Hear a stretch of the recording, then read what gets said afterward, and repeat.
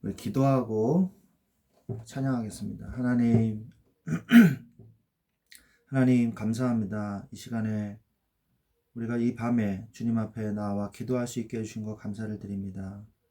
하나님의 깊은 은혜와 또 주의 기도의 응답을 간구하는 모든 영혼들에게 이 시간에 응답과 성령의 충만함과 평안함을 다하여 주옵소서. 우리 주 예수 그리스도의 이름으로 기도합니다. 아멘.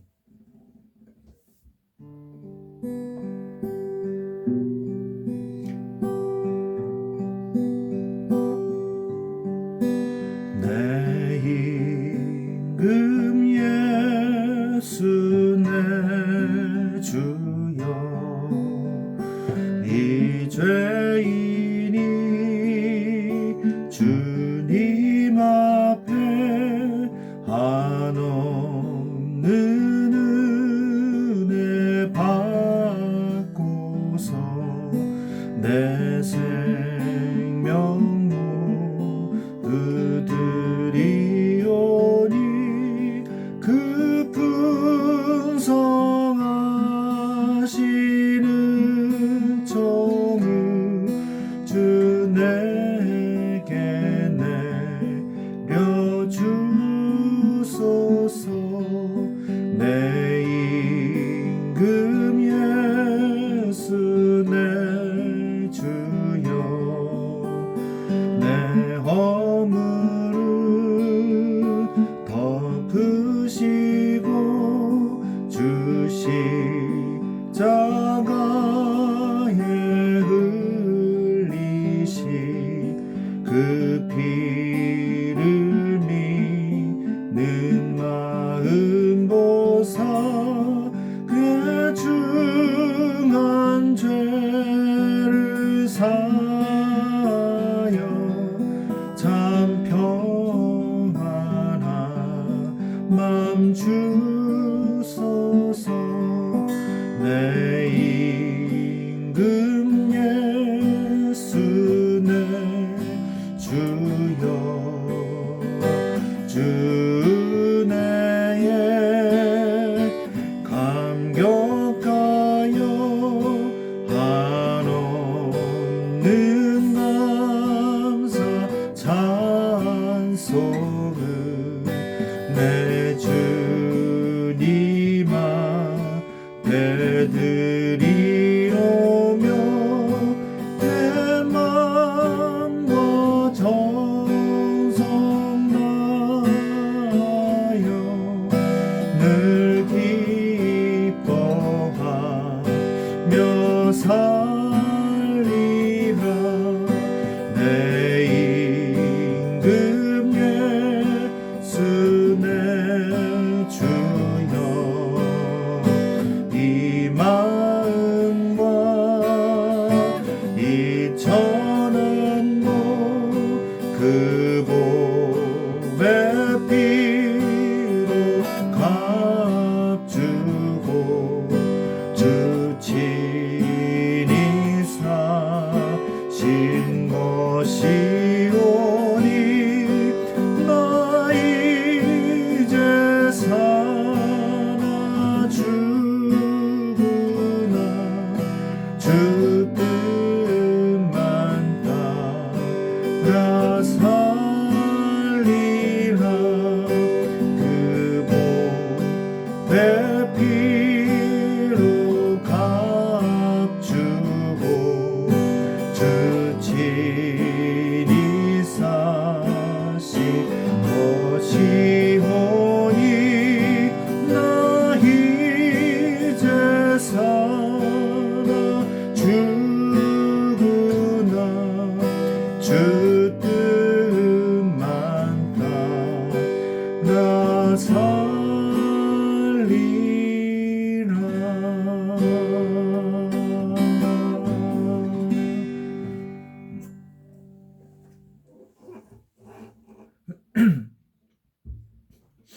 아멘.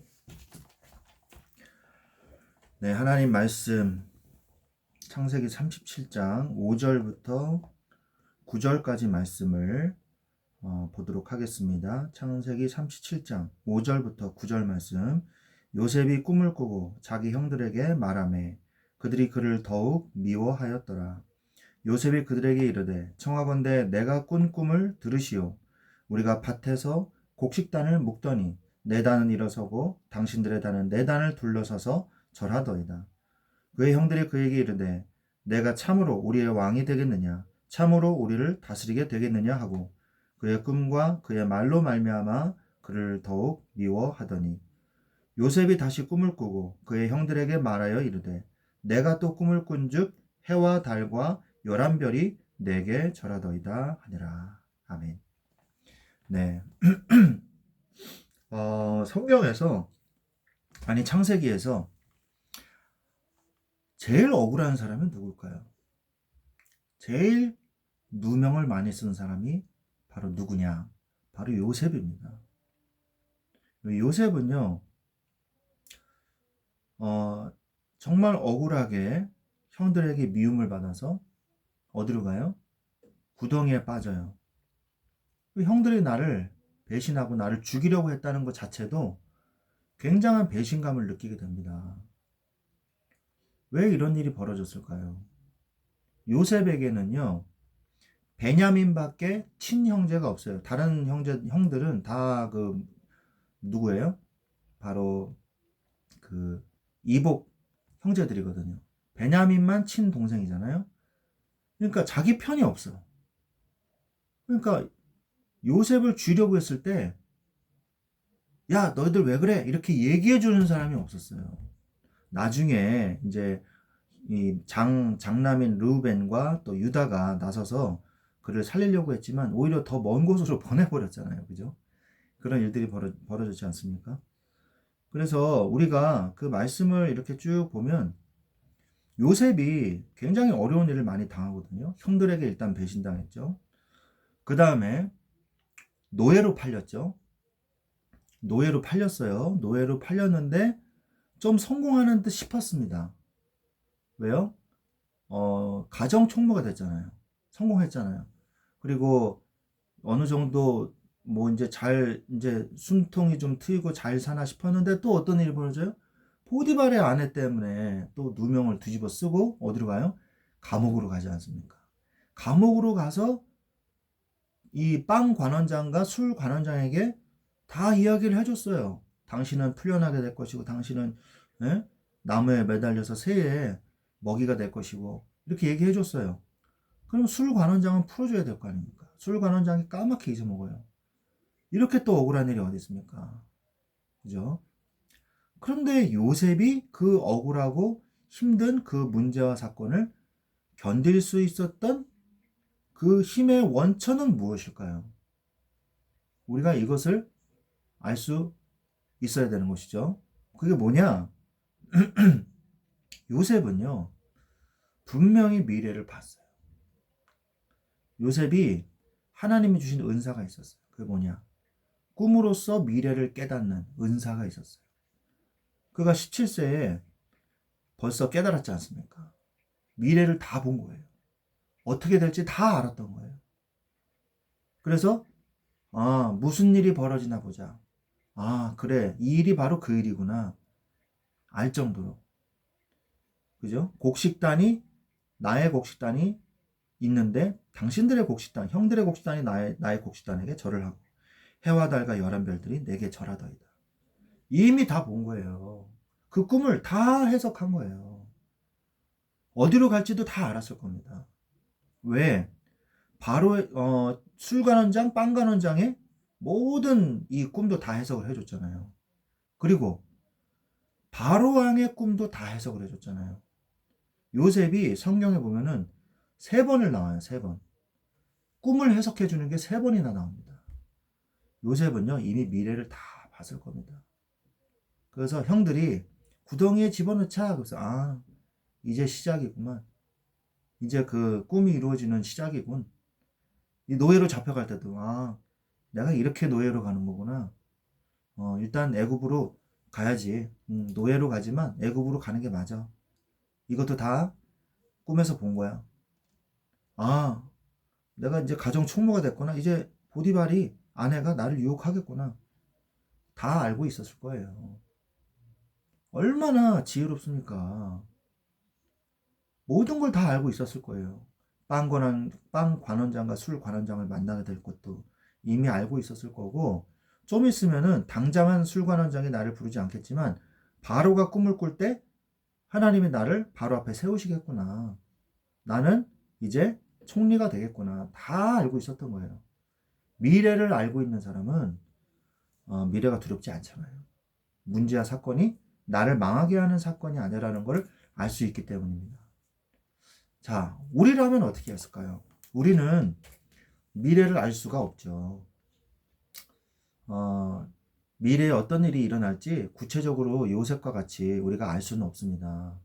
그러나 결론은 알아요. 이게 바로 우리가 문제와 사건을 이기는 힘이에요. 자, 첫 번째 뭐냐? 하나님이 우리를 망하게 하시지 않는다는 거예요. 합력하여 선을 이루게 하시니라 말씀하고 계시지 않습니까? 그래서 하나님은 결코 나를 실패시키지 않는다. 그렇다면 문제와 사건이 나한테 왜 오는가? 하나님의 계획이 있을 것이다. 이게 두 번째예요. 이게 두 번째예요.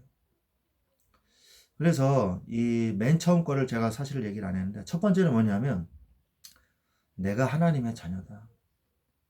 그 다음에 뭐예요? 문제와 사건에는 하나님은 나를 실패시키지 않는다. 두 번째, 그 문제와 사건에는 하나님의 계획이 있다. 요 세 가지. 나는 하나님의 자녀다. 하나님은 나를 실패시키지 않는다. 문제와 사건에는 다 하나님의 계획이 있다. 이 세 가지를 우리는 알고 있잖아요. 망해도 망하지 않는다는 거 알잖아요. 우리는 미래를 모르지만 언약을 알고 있습니다. 하나님의 언약을 알고 있어요. 그래서 우리는 기도할 수 있는 거예요. 그래서 우리는 늘 깨어서 기도해야 돼요. 그거밖에 우리가 살 길이 없어요. 하나님, 정말로 나에게 허락하신 것이 맞습니까? 하나님, 나에게 이 주신 응답이 맞습니까? 나를 도우시고, 나를 인도하시고, 나에게 응답하시고, 나에게 힘을 주셔서 하나님의 뜻을 이루기 위해서 그 날이 이룰 때까지 내가 불신앙을 하지 않고 그리스도만 따라갈 수 있게 하여 주시옵소서. 우리가 이 기도를 하면 되는 것입니다. 그래서 오늘 여러분의 삶에서 이 말씀을 가지고 기도할 때 나에 대한 그 불안감, 염려, 근심이 있잖아요. 이거를 하나님 앞에 내려놓으셔야 돼요. 어떻게 내려놔요? 기도로 내려놓는 거예요. 내려놓는다? 그거 탁 내려놔집니까? 안 되죠. 하나님 앞에 나의 진심을 쏟아내고 진실하게 기도하는 거예요. 그래서 하나님이 내 마음속에서 응답해 주시는 그 하나님의 음성을 듣는 거예요. 그러면 승리할 수 있습니다. 그러면서 여러분의 가정을 돌아보십시오. 나의 자녀와 나의 아내와 나의 남편을 돌아보십시오. 하나님이 왜 이들을 나에게 허락하셨고, 왜 이들을 통한 여러 가지 고민과 염려를 나에게 허락하셨는가? 뭘 허락하셨어요? 사랑하라고. 그리고 그들을 위해서 기도하라고. 하나님이 이 가족을 허락해 주셨구나. 남편을 위해서, 자녀들을 위해서 우리는 기도해야 될 미션이 있어요. 저도 마찬가지지만 자녀를 위해서 잔소리하는 것보다 기도를 더 많이 해야 돼요. 잔소리하는 시간보다 기도하는 시간을 더 많이 하십시오. 자신을 돌아보고. 그러면서 여러분의 직장 현장에서 하나님께서 이 직장에서 나는 아무 힘이 없고 무기력한 존재임에도 불구하고 하나님은 나를 통해서 하실 일을 행하시옵소서라고 기도하면 되는 것입니다. 그러면 하나님께서 반드시 응답해 주실 거예요. 사실은 이 직장 현장에 나의 영안이 열리게 해달라고 기도해야 되거든요. 직장 현장에 아무것도 없는 이 철옹성 같은 그런 느낌, 무미건조한 느낌, 일만 하는 그런 느낌. 근데 그들의 삶을 돌아보면 그들의 연약한 부분이 있고 또 영적인 문제인 부분이 있고 복음이 필요한 부분이 있단 말이에요. 그게 보여지게 해달라고 기도하십시오. 하나님이 나의 이 직장에 나를 오게 하신 이유 깨닫게 하여 주옵소서. 전도하려고 몸부림치는 게 아니라요. 내가 왜 이러고 있는지 하나님의 이유가 있을 거 아닙니까? 내가 그것을 깨닫게 하여 주옵소서. 기도하시기 바랍니다. 그리고 교회도 마찬가지예요. 말씀 앞에 서시기 바랍니다. 하나님의 말씀 앞에 서서 예배를 드려야 돼요. 사람을 따라가는 것도 아니고 내 개인의 신앙을 따라가는 것도 아니고 하나님의 말씀을 따라가는 예배가 되게 하여 주옵소서. 그래서 하나님의 말씀을 붙잡고 응답받는 예배가 되게 하여 주옵소서. 그런 교회를 만나게 하시고 그런 말씀을 전하는 목사님과 만남의 축복을 다하여 주옵소서.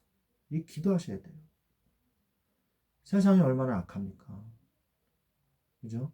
그래서 정말 말씀 속에서 응답받을 수 있는 여러분들이 되시기를 주 예수 그리스도의 이름으로 축원드립니다.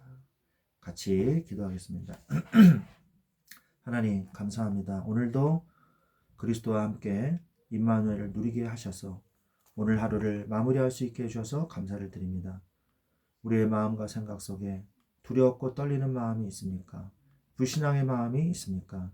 하나님, 이 모든 것을 다 내려놓고 나는 하나님의 자녀이며 나에게 있는 문제는 나는 하나님의 자녀이며 그리고 하나님은 결코 나를 망하게 하지 않으며 나에게 있는 모든 어려움과 근심은 하나님의 계획이 있음을 발견할 수 있도록 도와주시옵소서. 요셉이 미래를 다 알고 그 현장에서 문제와 사건을 만났을 때 태연하게 평안하게 성령의 인도 받았던 것처럼 나도 하나님의 약속을 붙잡고 현장에서 여러 가지 어려움을 만났을 때 하나님의 약속으로 말미암아 오히려 안연하며 평안할 수 있도록 주여 도와주시옵소서. 오늘도 그리스도와 함께 성령의 충만한 은혜와 그 은혜를 누리기를 원합니다. 주여 이 시간에 성령이여 역사하시고 임재하여 주옵소서. 내가 있는 이곳이 예배의 자리가 되게 하시고 내가 있는 이곳에서 하나님을 찬양하게 하여 주옵소서. 하나님께 모든 걸 맡기며 주인 되시는 예수 그리스도의 이름으로 기도드렸사옵나이다. 아멘.